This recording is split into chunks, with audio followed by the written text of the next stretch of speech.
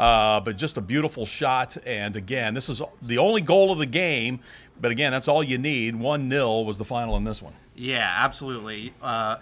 Like we said, that midfielder, Angelo Kelly, really just has a lot in his locker. He can score from a variety of different ways, whether that's, a little bit of, synergy in the box or whether if it's something from distance like this, he really shows that he can score in a lot of different ways. You don't want to give him a lot of space. I mean, I was looking at the USL One stats as far as the league games are concerned.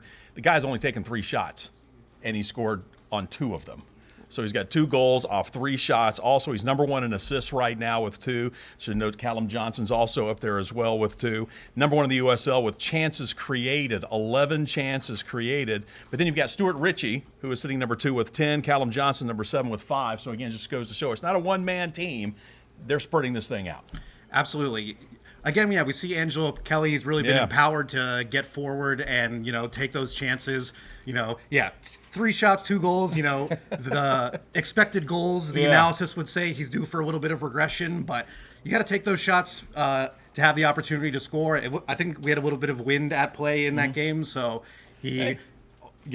those shots from distance can really cause a goalkeeper a lot of trouble, even with a little bit of wind, and we saw that he was able to convert that one once again. Speaking of goalkeepers, before we move on to the Cup game, let's talk about Sean Lewis for a moment right now, one of the top keepers in the league.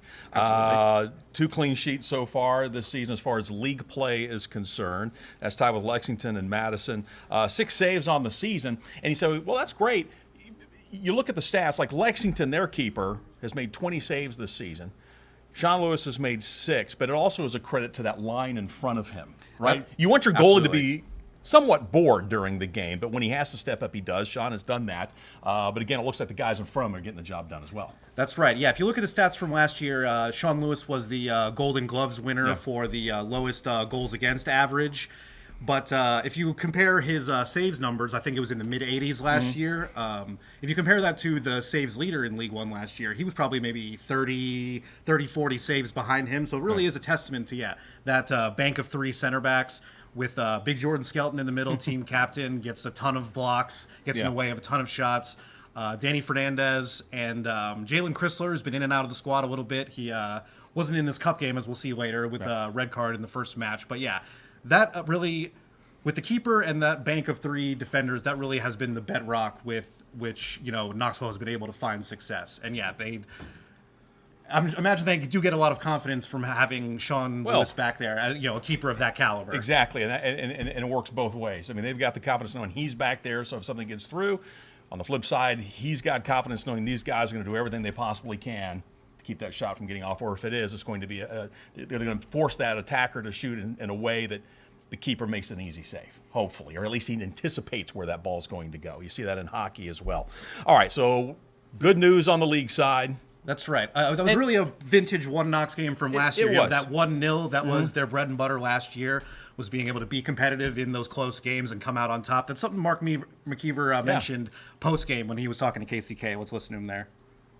We challenged the guys today to, number 1, get us 4 wins in a row, and number 2, give us 3 clean sheets in a row. And that's a mark of a special team. So we started special, but it's only a start. And we know we've got another one coming as Wednesday.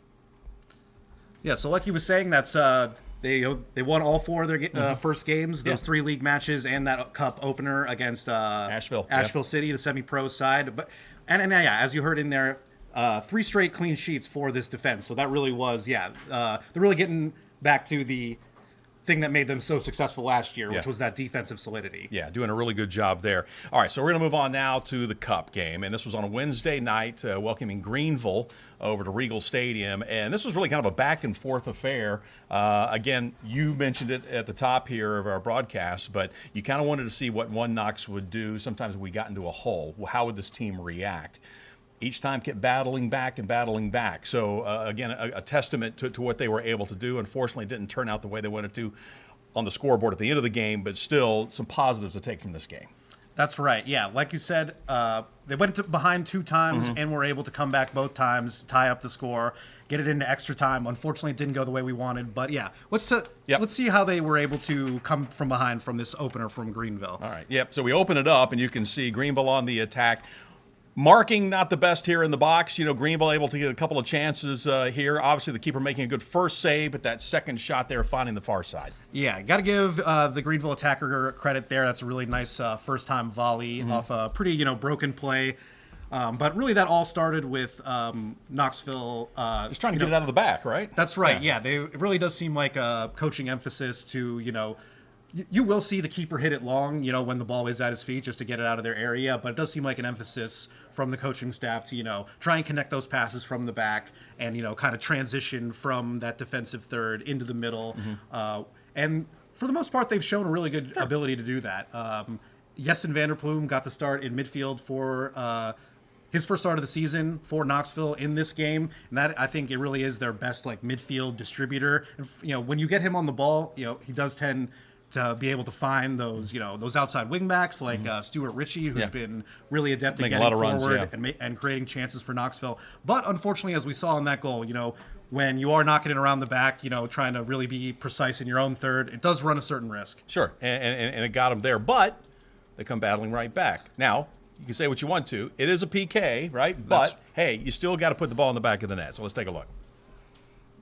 Again, good placement here. Keeper guessed the right way, but, if you've ever been in a net and tried to stop a penalty kick, especially from these guys, you don't understand how hard this ball and how fast this ball is coming. But, it is zipping in there. Exactly. In this cup match, you did get to see a couple of players who really had not gotten the opportunity to maybe play an extended period. One of those players was the PK taker that you saw there, Kempis Tequila, German number 10, a striker. Really was his coming out party today with 2 goals, and he really took on that responsibility. A lot of pressure in that situation on the penalty kicks. But if you watch this game, you saw that this was a player that they could potentially rely on for a lot of goals. You always wonder who has the more pressure, because you see a penalty kick, you think, well, it should be automatic. So is it more on the keeper, or is it more on the guy taking the kick? And I've always felt it is on the guy taking the kick, because the odds are stacked in that person's favor. But hey, when you pull it off, it's a good feeling. So, right, yeah. Big moment early in the game. I'm sure he was already feeling that pressure, seeing as they conceded early in the match. So when you get under it early, the pressure, especially on the home team there when you concede early. But like we said, it's good to see Knoxville be able to battle back and, equalize that match. All right, so we go down 2-1, but we battle back. So let's take a look at the next goal that One Knox put in the back of the net. And again, here's some nice movement, and then the nice slide, kind of slide it in there, kind of push it in. Good goal there, ties it all up at 2. Yeah, really some nice interplay. Actually, let's take a look at it again. He plays it into the striker, Innocent Nshuti, who then plays it right back to Kempis Tequila, the first goal scorer. And might I say it's a double shot of goals from Kempis Tequila here. Really nice. Like you said, a good coming out party for him to kind of make his name here now on this One Knox team. Exactly. This is one of the signings that I was really excited about in the offseason. This is a player that came up for the Borussia Dortmund second team, which, if you are following European soccer, that is just it's a powerhouse. A factory for some of really special talents in Europe. And last year he was playing in Luxembourg, scoring a lot of goals in Luxembourg. And you kind of, you see that he is used to kind of being that talisman, taking a lot of shots, combining with those other attacking players. But I think this is, especially with Innocent Nshuti, that's another player that we really saw. He started the season opener in Charlotte before having to go on international duty with Rwanda, but he came back.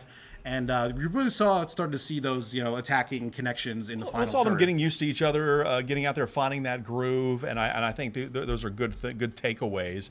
As we're still in the very early parts of the season, even though this was a cup game, but still it's a good chance for them to get out there and work it around. Unfortunately, it didn't go the way we wanted to. Greenville ends up scoring in this one, had to do some extra time, but here they are, kind of on the counter. Pass thrown out for Greenville, and really cutting it in. Good ball movement here. The overlapping run puts it away far side there. Scores! Nice play on Greenville. Back That's a tough and one to forth, defend. Yeah, you got to give him credit. This was right at the beginning of the second period of extra time. And, right before this, what we didn't see is, One Knoxville was starting to break into that final third. They sent a lot of numbers forward. I think, unfortunately, I believe it was Stuart Ritchie maybe got caught on the ball. They were able to, kind of do a jailbreak out on the other end. And, that's really a situation that you haven't often seen One Knoxville in, just because they've been such a defensively pragmatic team. Like we said, playing it out of the back. They like to hang on to the ball, keep it at a tempo that they like. So that was really a little bit of a non-characteristic moment for them. And sometimes that works to your favor. You're kind of catching the other team off guard. They're not expecting you to do that. You start pushing up, and you also maybe kind of can sense the kill, if you will. You get a chance to put this thing away, and sometimes it works, and other times it may come back to bite you. But again, 3-2 the final. So One Knox's run in the U.S. Open Cup is done.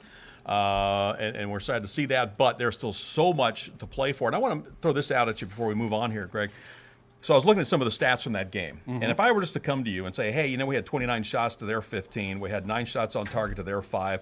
Possession, we had 67% to their 33%. We had 76 passing accuracy to their 61. They were offsides 4 times. We were never offsides. We had 6 corners. They only had 2. You'd probably say, well, how much did we win by?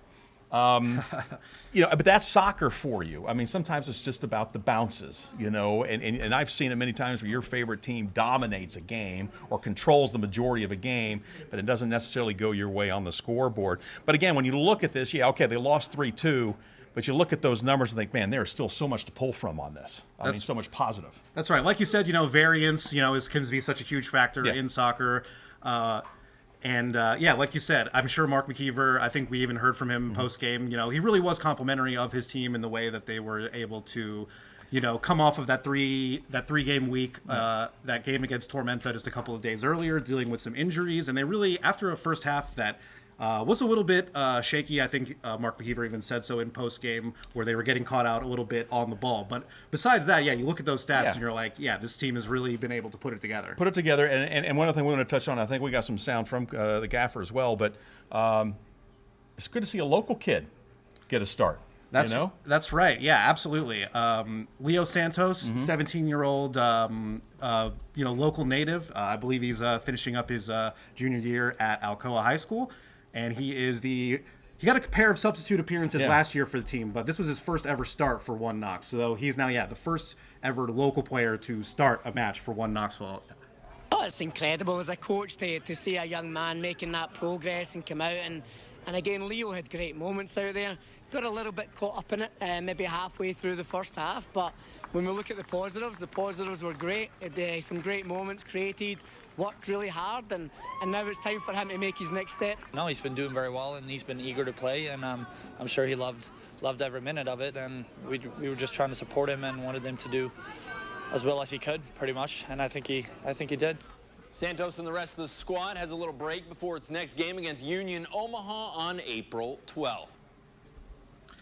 That's just special to see, Bo, isn't it? Yeah, I think so. I mean, something he'll remember for a very long time, and of course, so much more for him in the future. We get a little bit of a break now. Oh, do you have one more thing you want to throw in there? Oh, yeah, I just wanted to point out to maybe some of the viewers, Leo Santos wearing the number 15 jersey. That's something the club has made a little bit of a special number for this team. XV, like in Knoxville, that's number 15 in Roman numerals. So that's a jersey number that they are reserving only for those local players. So that's good. So, it was great to see him get out there for his first start. He only played in that first half. And, like Mark McKeever said, he's now got an opportunity to take that next step in his young soccer career. He's shown that he's got the ability to play at this level, and now he's got to take that next step and show that he can contribute. But it really is a testament to kind of the local soccer culture in this area. It really is underrated. Local soccer culture, it is, and also just to One Knox as well, looking at the local soccer products here, the clubs that we have, the high schools, and looking for some of those players, I think says a lot about what they're trying to do as well. So yeah, absolutely. We do get to our sports team does a great job covering some of our local sports here. Take like Bearden soccer, men's and boys and girls. Perennial powerhouses every year. The girls, they didn't lose for, I think they still haven't lost for they had a tie. Yeah, they had a tie in there somewhere. Yeah, my son played 4 years at Bearden. Farragut is another one of those that has had a great, but we also see some other schools.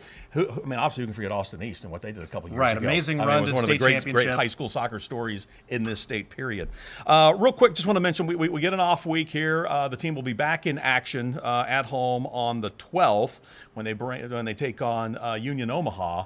You want to make sure you get your tickets for this game. We mentioned it last week, but they're going to try to break a world record, a Guinness World Record for the most people waving foam fingers simultaneously. They're going to do it at halftime, so make sure you get your tickets and make sure you're in place. But this is a record that was set, by Delaware State, I think, or somebody owns the record? I believe so. Yeah. So we're looking like 1,800. Let's see, what was the number? It was 18, I believe so. Yeah, 1709, I think, is the exact figure. So just under 1,800.